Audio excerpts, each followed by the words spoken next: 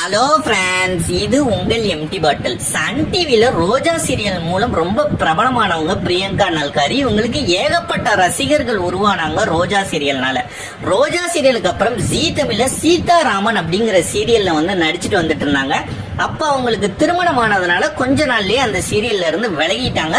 அதுக்கப்புறம் ஒரு கேப்புக்கு அப்புறம் எகைன் ஜீ தமிழ்ல நலத்தமையேந்தி அப்படிங்கிற ஒரு சீரியல்ல நடிச்சுட்டு வந்தாங்க. அதுக்கப்புறம் அவங்க விலகிட்டாங்கன்னு சேனல் தரப்படியும் இல்ல, அவங்க என்கிட்ட எந்த இன்ஃபர்மேஷனும் கொடுக்கல அப்படின்னு பிரியங்கா நல்காரியும் சொன்னாங்க. அந்த சீரியல்லையும் பாதியில இருந்து அவங்களோட போர்ஷன் முடிக்கப்பட்டுருச்சு.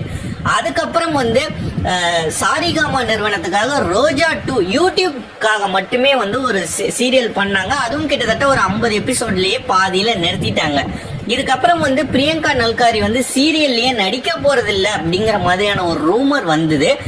ஆனா அவங்க தெலுங்கு சீரியல்ல ஒரு சில கேமியோ ரோல் எல்லாம் பண்ணாங்க. கூடிய சீக்கிரம் ஒரு பெரிய தெலுங்கு சீரியல்லையும் நடிக்க போறதா சொல்றாங்க.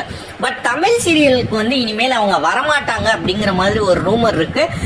இன்ஸ்டாகிராம் பேஜ்லயும் பாத்தீங்கன்னா ஒரு கொஸ்டின் அண்ட் ஆன்சர் செக்ஷன்ல எப்ப தமிழ் சீரியலுக்கு வருவீங்கன்னு கேட்ட போகும்போது அவங்க ஒரு ஸ்மைலி மட்டும்தான் போட்டாங்களே ஒழிய வேற எந்த பதிலும் சொல்லல. அதனால இந்த ரூமர் இன்னும் அதிகமா பேசப்பட்டுச்சு. இனிமேல் அவங்க தமிழ் சீரியல்ல நடிக்க மாட்டாங்களா அப்படின்ட்டு.